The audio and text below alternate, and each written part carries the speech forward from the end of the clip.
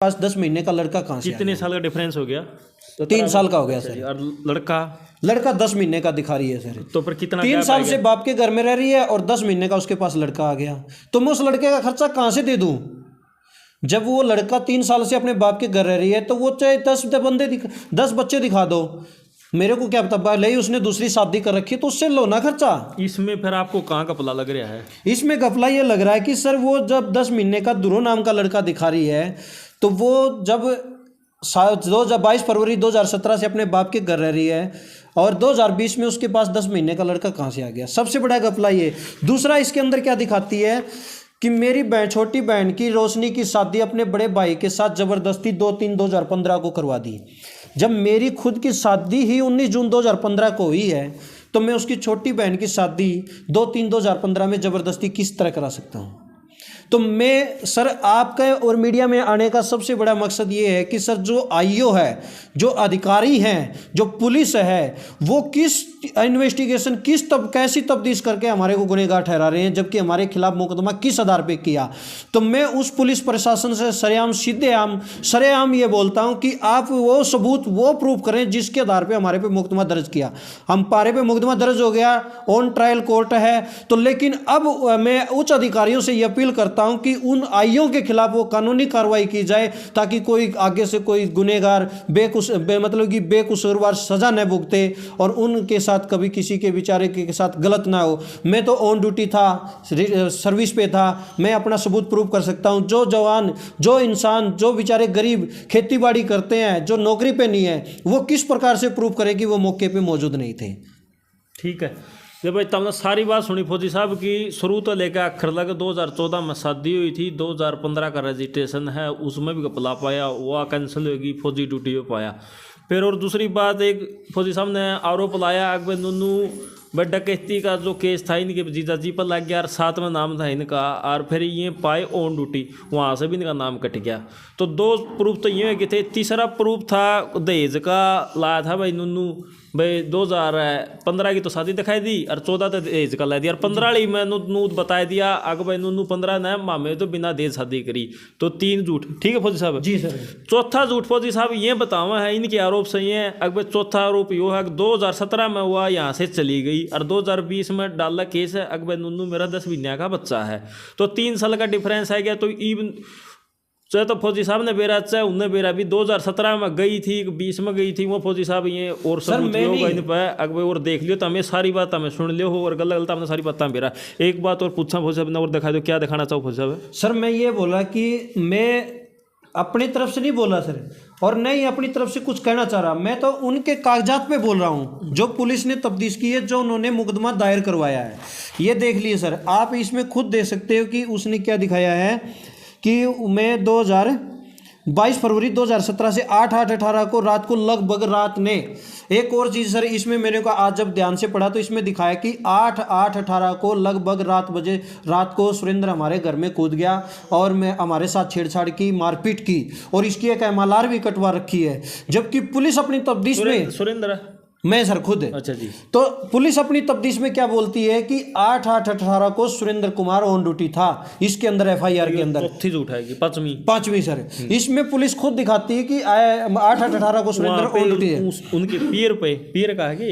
हाँ सर। अच्छा, अगर आप पे आरोप लगे पीर वहाँ गए आप वहाँ? हाँ जी, वहाँ पे जाके मेरी बहन के साथ छेड़छाड़ की। बताओ इसके अंदर वो क्या बोलती है कि सर इसमें दिखाती है कि उल्टी धमकी देकर ये दिखाती है अंजाम देने के लिए दोषी सुरेंद्र 8/8/18 रात को लगभग 1 बजे हमारे घर में दीवार कूदकर घुस गया और मुझे डंडे से मारा और मेरे कपड़े फाड़ दिए, वह गंदी गालियां दी और मेरे परिवार वालों को खत्म करने, जान से मारने की धमकी दी और मेरी छोटी बहन रोशनी के साथ बदनीयत से छेड़छाड़ की और फिर धमकी देकर लोगों को आता देखकर वह हमारी चीख पुकार के कारण वहाँ से भाग गया।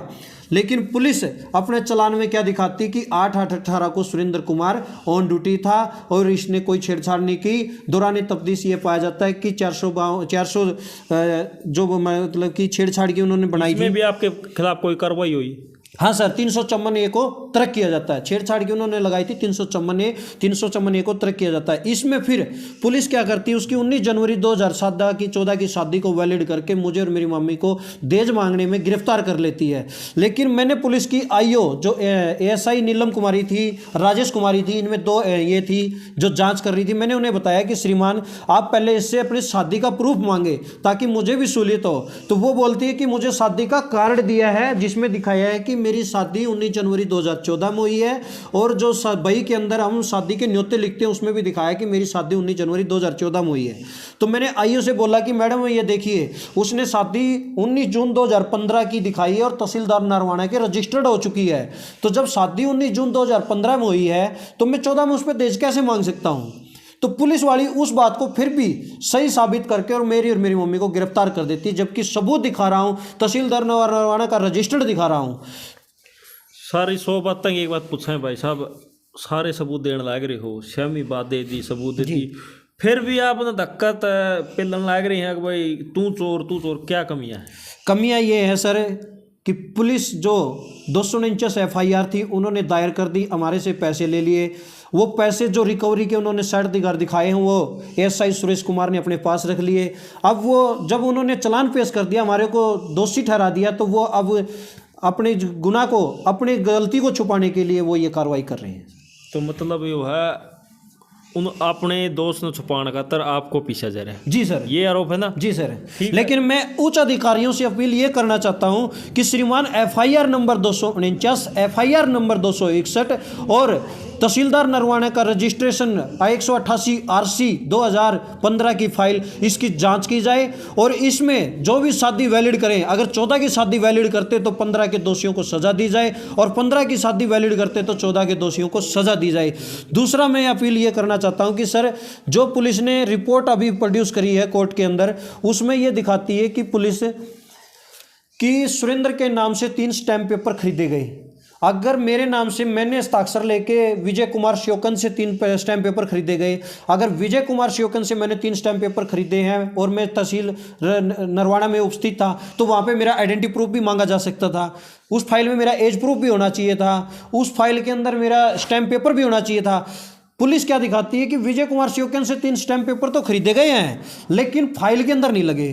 तो फाइल के अंदर क्यों नहीं लगे वो, जब शादी रजिस्टर्ड हुई है? तो ठीक है भाई साहब की बात सुन ली फौजी साहब की, सारी बता दी फौजी साहब ने, तो A to Z सबूत दे दिए और भाई नूनू सबूतों के आधार पर चल रहे फौजी साहब, और सबूतों के आधार पर फौजी साहब ने अगर मेरे साथ गलत हो रहा है, जब हमने फौजी साहब की बात मड़ी भी सच्चाई लग दी हो तो मैं यह कहूँ फौजी साहब का साथ दियो और फौजी साहब के वीडियो ने ज़्यादा से ज़्यादा शेयर कर दियो और फौजी साहब ने इंसाफ दबाई दो।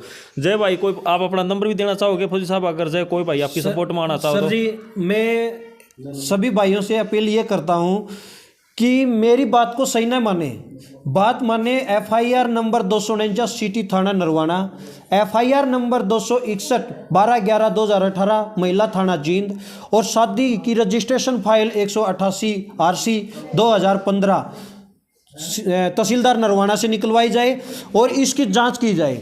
करमगढ़ के लोग भी सुन रहे होंगे, उसके गांव के सब चीज देख भी रहे हैं कि उनको भी पता है कि इस लड़की का नाम क्या है। उसका जन्म प्रमाण पत्र निकलवाया जाए, उसका स्कूल प्रमाण पत्र निकलवाया जाए और उसका आधार कार्ड, राशन कार्ड चेक किया जाए कि उसका नाम क्या है। दूसरी बात सबसे बड़ी, मैं उस चीज़ को, जिस आदमी ने इसकी 6/10/1992 की जन्म पत्री बनाई है या स्कूल प्रमाण पत्र बनाया है, जो आइडेंटिटी प्रूफ इसने बनाया है, मैं चाहता हूँ कि जो ये अधिकारी हैं जो गलत तब्दील करके पैसे के लालच में किसी बेकसूर आदमी की जिंदगी खराब करते हैं, उनके खिलाफ कानूनी कार्रवाई की जाए। ठीक है भाई, फौजी साहब की बात सुन ली सारी। वीडियो ने हमें ज़्यादा से ज़्यादा शेयर कर दियो और वीडियो ने शेयर कर दियो और जहाँ तक प्रशासन की बात है वह प्रशासन तक वीडियो पहुँचा दियो। या एक वहाँ पे एक जवान बैठा है अपना आर्मी का, इस भाई का तो सपोर्ट करियो भाई और वीडियो ने शेयर कर दियो ज़्यादा से ज़्यादा। जय हिंद, जय हरियाणा।